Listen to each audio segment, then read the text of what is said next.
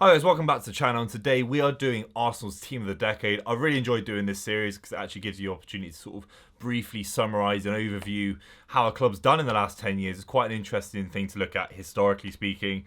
The likes of City have had quite consistent decades, Chelsea have been up and down, and Arsenal, I think, have actually at points gone back to their heights in terms of winning the FA Cup and dominating trophies that they should be doing well in, but then also falling out of the Champions League and replacing Arsene Wenger. So there's been ups and downs for the club, there's no question, and their lineup probably reflects that best. Let's start in goal. I think Bernard Leno is the best keeper they've had this decade. I think Peter Cech's come in at points, Fabianski, Szczesny.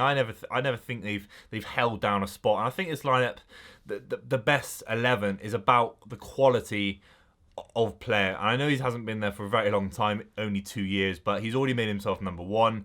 Cech didn't really have that longevity at the club. He was definitely not in his peak, and at 27, Leno's definitely the kind of keeper that Arsenal fans think could be there for the next 5 to 10 years. He's a brilliant shot stopper. If it wasn't for Germany having a ridiculous amount of talent for their goalkeeping position, he'd probably be playing for number one for Germany. But obviously Ter Stegen and Neuer a little bit more cemented in their sort of clubs that are doing a little bit better than Arsenal as well, respectfully. But Leno's an absolutely top keeper. At right back, Bakary Sagna, top right back. And again, I actually think if he'd been part of the Invincibles, if he was sort of old enough to have been at Arsenal at that time, if that makes sense, there's no question his qualities, he would be playing for better Arsenal sides than he actually did. Don't get me wrong, he played for Arsenal in the Champions League, he played for the club 213 times, won the FA Cup with them as well before moving to Man City. But you think, top right back, in his prime for about 3-4 years at Arsenal, and he was absolutely incredible going forward, going back, defensively, he's physically aggressive. And he literally reminds you about another right back they had about 10 years before that in Lauren. Similar kind of player, very good defender. And he moved to Man City, it didn't quite work out either. So Sagna at right back. The best defender this decade is not David Luiz or Socrates, as it would probably come to surprise you. It's Laurent Koscielny, who was absolutely sublime for a few seasons, at least for Arsenal, was pivotal in helping them get to those FA Cup finals, winning 3 of them this decade, 255 appearances, 22 goals as well, so he could score a goal, score an important header from a corner, for example. And I think Koscielny embodied a lot about what was good and bad about Arsenal. On his day, a brilliant performer, brilliant professional, top defender. When he first joined, he was a bit weak, a bit flimsy. When he left, the way he left in quite a disrespectful manner, I think it's fair to say, to join Bordeaux this summer. So there's up and downs in Koscielny's career at Arsenal that mimic almost what Arsenal did this decade, sort of as a club. But he was a brilliant player on his day, there's no question. I think Arsenal fans will be agreed about how he left. Next to Koscielny will be the German massive tank that was Per Mertesacker. This guy was a unit, very slow, of course, very, very cumbersome, but he was on his day a solid defender, and the fact he played for Germany over 100 times was part of the German success. He was a top international, top player, revered in Germany for being a really solid defender. He reminds me a lot of Richard Dunn in terms of being quite a slow, methodical defender, but he did the job, and he was part of the FA Cup triumph against Hull in particular. Him and Koscielny started that game. Obviously, they conceded a couple of goals to Hull, but Mertesacker was the heart of that defence for a long time this decade, and I think Koscielny, Mertesacker, Sagna, I think it shows you their defence wasn't really strong this decade. It wasn't the pinnacle of the club. I think you look more forward in this lineup, and it's going to be further down in this video. At left back, Nacho Monreal, a balanced left back, maybe not the most dynamic, but he played a lot of times for the club. Was part again of their FA Cup success, obviously most recently against Chelsea in the FA Cup final in 2017. And when he left, I think they haven't really replaced him in Kieran Tierney and Kolasinac. I think he was just a balanced defender, not much to speak about, quite a respectful, reserved kind of footballer, nothing too much out there. And if we look ahead, I think the midfield is pretty obvious. Aaron Ramsey has to get in there, no question. Arsenal fans were heartbroken when the guy left. How the club let him run down his contract and leave for such a, well, for a nothing fee, and the wages he's been put on Juventus, you don't really blame him. And obviously he's playing Champions League football with Ronaldo, so it's not too bad for the guy. But he was massive in those FA Cup final wins. He scored goals in the 2014 final against Chelsea as well, so really winning contributions. He was passionate, he was emotional when he left the club. He was an Arsenal proper fan as well. You can definitely tell by how he left the club in terms of the emotion around it. a bombastic kind of midfielder, could do everything quite well, passing, shooting, getting into forward positions. Maybe not a world-class midfielder, but Arsenal fans certainly loved him and appreciated him. Next to him, Santi Cazorla. Before his injury crisis, he was at points unplayable. Again, he had an incredible effect in the 2014 FA Cup final, scoring a vital free kick that beat Hull. Hull were 2-0 up. People are pretty short to forget, and he was essential in that sort of comeback, which was an amazing comeback for a final as well. If you think about it, what sort of side comes back in the final two goals down? Incredible. But Cazorla on his day was a brilliant playmaker. And it's great to see him playing now. He's obviously recovered from, I think it was Achilles injuries. He had really bad sort of infections and stuff like that, and he was hospitalised for a long part of his sort of career in the middle 2010s. So to see him back at playing, even playing for Spain as well, was absolutely fantastic. And he gets into the Arsenal midfield. On the left, sort of tucked in, is Mesut Ozil.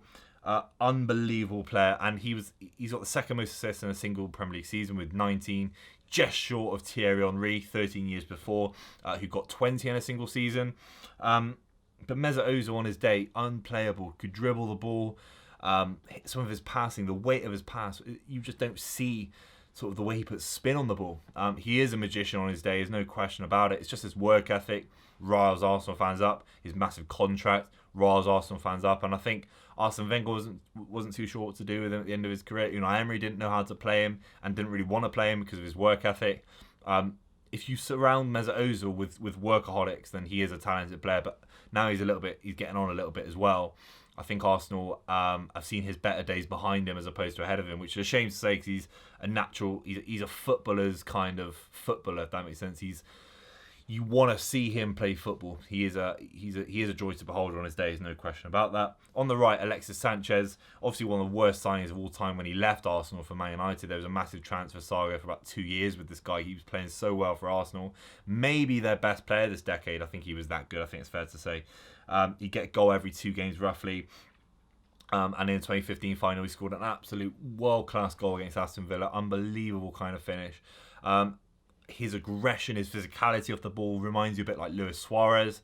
Obviously, comes in off the left as well on his right foot. He was sort of you couldn't defend against him really, and it's a shame what happened at Man United. I think he's gonna do well under Conte at Inter Milan, but Arsenal fans will remember a guy who was incredibly quick, incredibly ambitious with what he'd do. He'd always try the hard pass, always try and dribble and score that worldy goal. And sometimes it came off like it did in the FA Cup final, and mostly it did come off. I think opposition fans would agree. Up front, it has to be Robin Van Persie. This guy left in 2012, so he's only played 1/5 of the decade, if that makes sense. But he was so good. He was so world class. He was linked to so many clubs, and obviously Man United came in and snapped him up, and he basically won them the Premier League. So you can imagine if Arsene Wenger had been maybe better supported in the transfer market, however you look at it with that situation, with that saga, if he'd been supported and given Van Persie a few more options around him, then Van Persie could have actually led Arsenal to another Premier League title, potentially. He was that good on his day.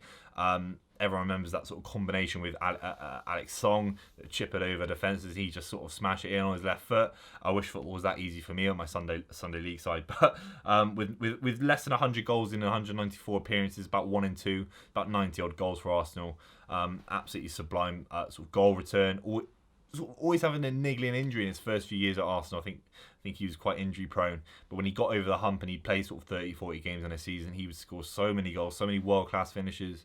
And you can see that at the back end of his career, when he went to United, when he played for the Holland national side, he was a world-class forward. There's no question about it. And Arsenal fans at glimpses saw the best of him and probably saw the best of him a little bit after that when he went to Man United, in terms of his goals, winning trophies. It was probably the right move for him to move from Arsenal to win that Premier League.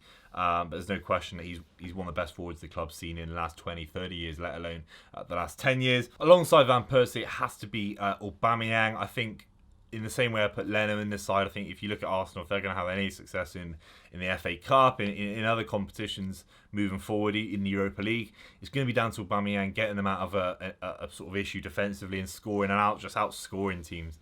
The variety of finishes that Aubameyang's got in his locker is unbelievable. He's got incredible pace. He's in his prime, which Arsenal fans must be incredibly excited about. Sort of at the age of 30, he's got a couple of years left for sure. Will he move on in the summer? I think that's the debate that he's going to have. But the fact he's already notched up nearly 50 goals already, and he only joined in 2018. His time at Dortmund, he was definitely bordering a world-class forward. I think he was linked to Real Madrid, Barcelona multiple times, and he probably could still go to one of those clubs and absolutely light up those divisions. He has in the Premier League. At points, he's been unplayable. And you look at the likes of Giroud and Danny Welbeck, and have they really sort of cemented themselves in being one of the best players in the decade for this side? I'm not too sure. I think Aubameyang has been good enough to say, look, you make it into this video on TBR Football. But I think Aubameyang and Van Persie are two fair shouts. But guys, let me know what you think in the comments below about that lineup. I'll make sure to put the lineup just here on the screen. Make sure you like, comment, and subscribe to TBR Football. Check out all the other Team of the Decades from the last few weeks, and I'll see you soon.